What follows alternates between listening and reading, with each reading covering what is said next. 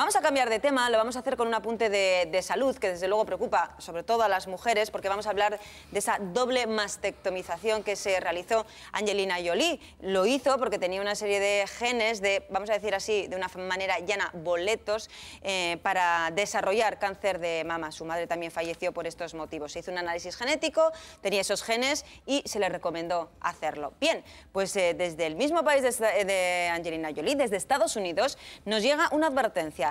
Un estudio dice que se desaconseja extirpar el pecho sano a mujeres que han sufrido cáncer de mama. Es una investigación que se ha dado a conocer en un congreso del Colegio Americano de Cirujanos. Esta decisión, como bien decía, suele justificarse por la presencia de estos genes, el BRCA1 y el BRCA2, que predisponen con un riesgo de hasta el 80% a padecer cánceres no solamente de mama, sino también de ovarios. Para contrarrestar esta noticia, para que nos ofrezcan un poquito más de información al respecto, tenemos en nuestro plató ya a Francisco Martínez García. Voy a empezar a leer todo lo que puedo decir. Jefe del servicio de cirugía de la Clínica La Asunción en Tolosa, en la Clínica El Pilar en San Sebastián, y fundador de la Asociación Española de Cirujanos de la Mama. Bienvenido. Muchas gracias. Bueno, también a su lado está Pilar Arrieta. Arratsaldeon, muy buenas tardes. Arratsaldeon. ¿Has tenido cáncer de mama? Sí. La primera pregunta es clara. ¿Estarías pensándote realizar esta mastectomización? Estoy en ello. ¿Estás en ello? De la mama que está en principio sana. De las dos. De ambas. ¿Tú te has hecho los análisis genéticos? Sí, me lo propusieron y lo hice. ¿Por qué se te propuso? Porque el historial familiar mío pues, tenía muchos visos, daba muchas huellas y pistas de que yo podía ser una persona mutada. Y entonces es cuando se me propone y lo hago. Es un simple análisis de sangre. Lo que pasa que a raíz de la noticia de Angélica, yo lo que sí quiero decir es que no cunda el pánico, porque somos muy pocas, afortunadamente, un 5%. Solamente. Entonces, el médico ya te va a proponer que te hagas, van a ver tu historial y te lo van a proponer. Tu historial familiar, etcétera, ¿no? O sea que al final, quizás no lo sé, doctor, quizás sirva de alguna manera de pequeña alerta. Es decir, existe este tipo de análisis para ver de qué manera, si se tienen estos genes, si se pueden tomar esas medidas, porque quizá haya mujeres que tengan cáncer en una mama y se lo estén pensando, por lo menos el análisis. Yo creo que hay que poner un poquito de luz en este asunto porque se mezclan dos cosas que no tienen nada que ver. Las mujeres tienen un riesgo alto de tener un cáncer de mama alrededor de su vida, porque prácticamente un 10% van a tener un cáncer en el desarrollo de su vida. De todo ese grupo de mujeres que van a sufrir cáncer, hay un 70% que son cánceres esporádicos. Son cánceres genéticos, porque el cáncer es una enfermedad genética, pero son multifactoriales y se ha producido un daño en la célula del conducto mamario y ese es el tipo de cáncer más común. Vale.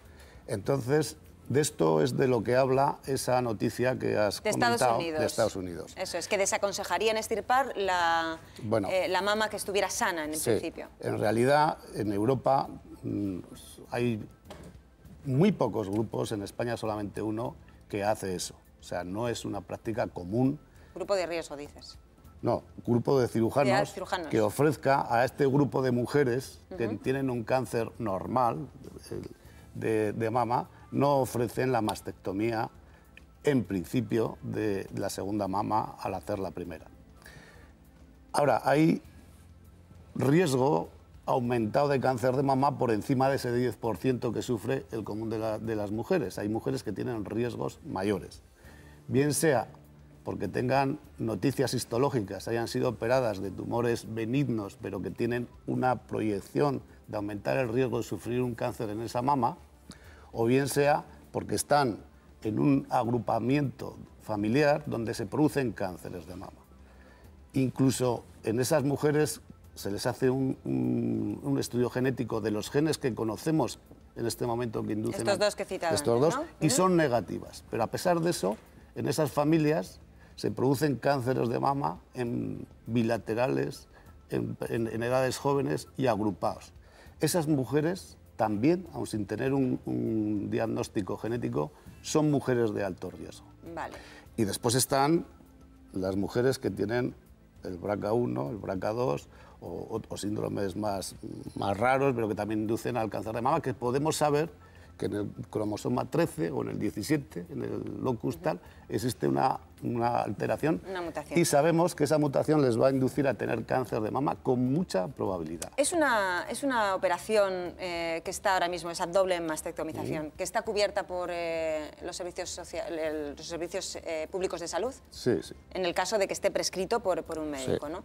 Es decir, tú imagínate que llega una paciente y dice, mira, yo no soy de ese grupo de riesgo, pero aún y todo, ese miedo psicológico, del que luego te quiero preguntar, me hace querer operarme, querer quitarme las dos mamas. Ahí, ¿cómo se actúa? Bueno, una de las indicaciones para hacer una mastectomía también del lado contrario, o incluso sin tener un cáncer, es la cancerofobia. La cancerofobia es una enfermedad mental. El miedo al cáncer. Miedo al cáncer, un miedo insuperable, bien porque esa mujer ha tenido varias biopsias a lo largo de su vida y está siempre con una sensación de... Entonces, bueno, hablándolo con la mujer, dando una información muy clara, hablando de las expectativas que se puede conseguir con una reconstrucción mamaria inmediata, porque los cirujanos tenemos muy buenas expectativas con la reconstrucción mamaria inmediata, pero hay que explicarle a la mujer que no le va a tener un pecho exactamente como cuando tenía 20 años, ¿no? Entonces, llegando a una comprensión y de la mano, como pasa siempre, como debe pasar siempre entre la paciente y el médico, pues en algunos casos hay que recorrer ese camino, porque le vamos a curar no una enfermedad de la mama, física, pero sí una enfermedad de la cabeza. Sino mental. ¿Hasta qué punto el hecho de que Angelina Jolie saliera a la palestra contando que lo había realizado, también Anastasia, es algo que beneficia o no a esas informaciones, investigaciones sobre la enfermedad?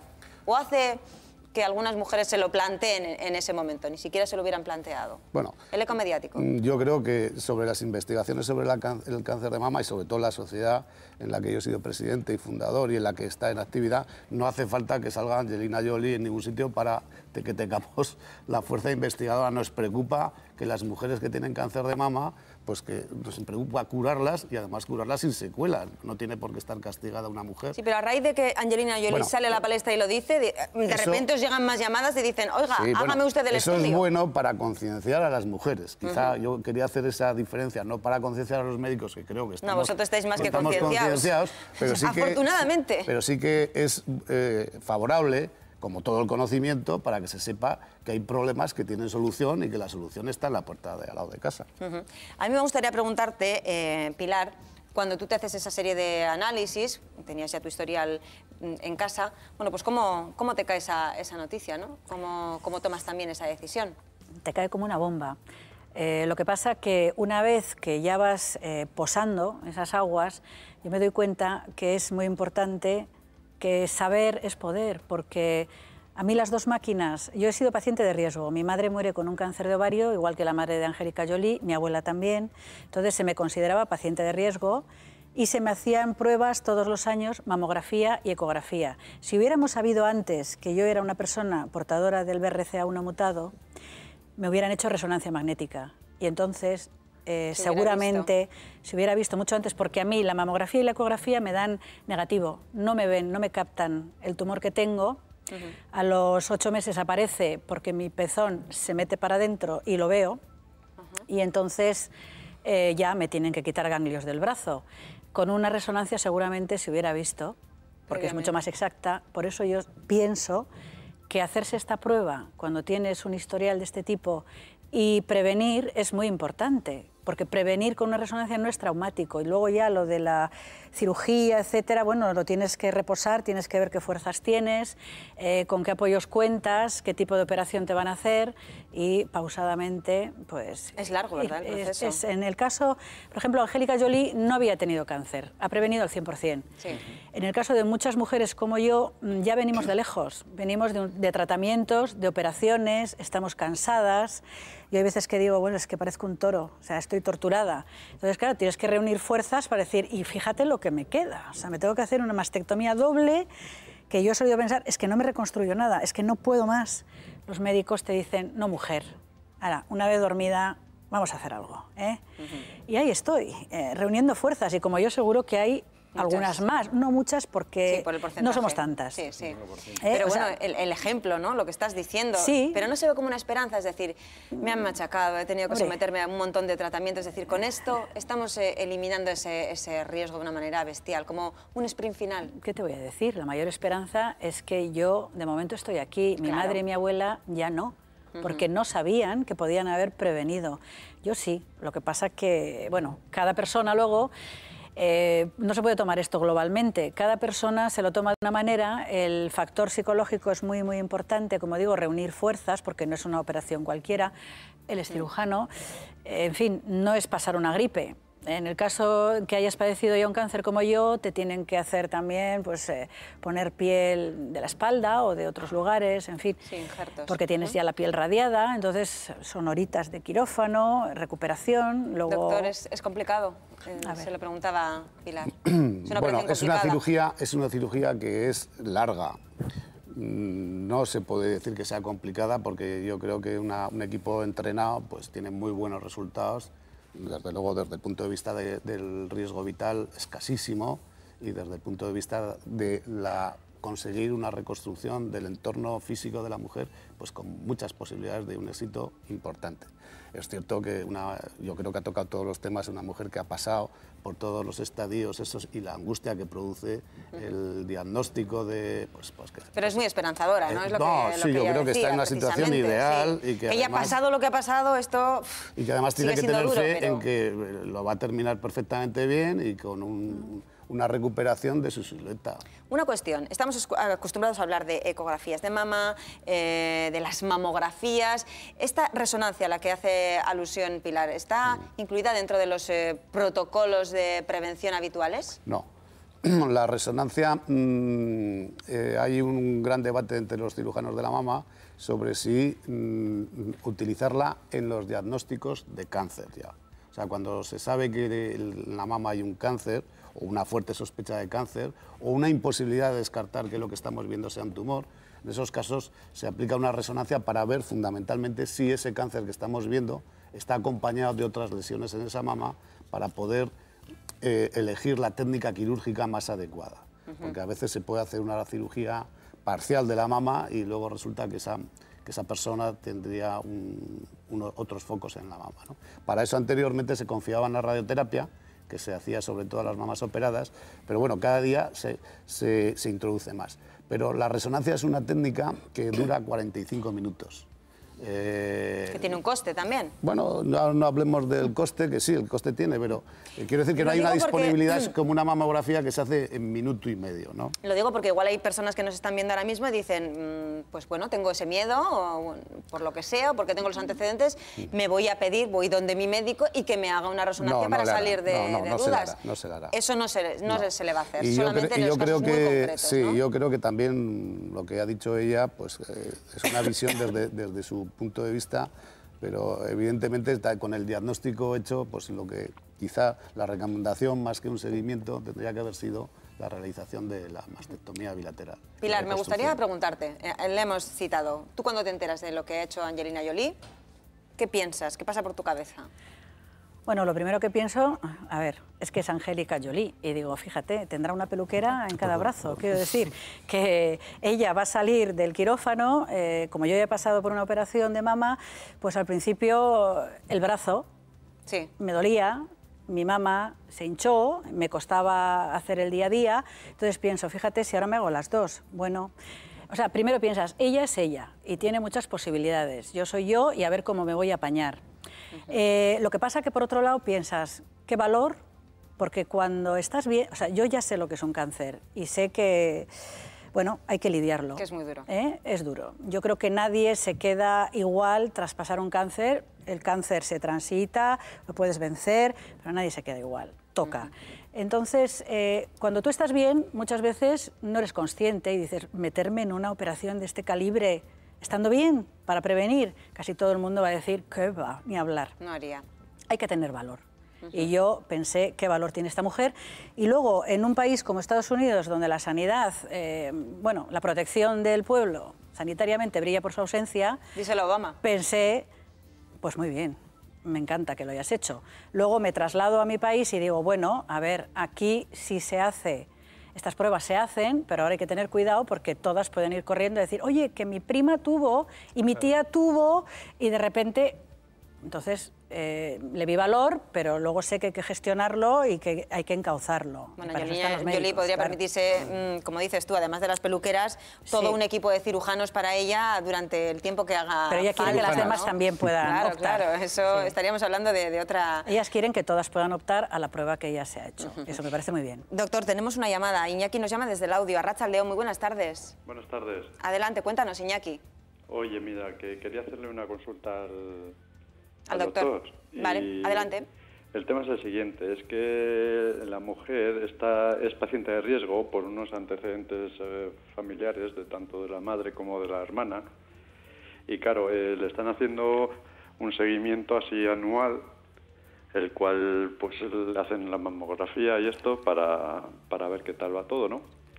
Y claro, ella ha pensado que si sería lo más lógico, igual lo más coherente o qué, decirle al doctor que lo lleve que si debería hacerse un test genético para intentar avanzar algo más sobre esa búsqueda, por decirlo de alguna manera. Bueno, 3 tumores en la misma familia ya es indicativo de hacer un test genético.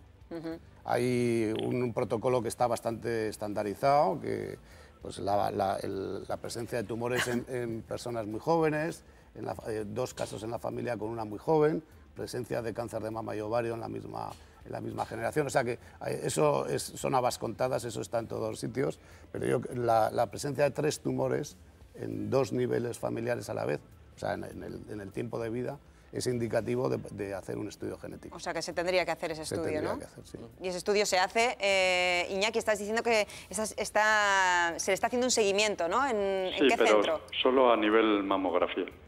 Ajá. ¿Y en qué centro?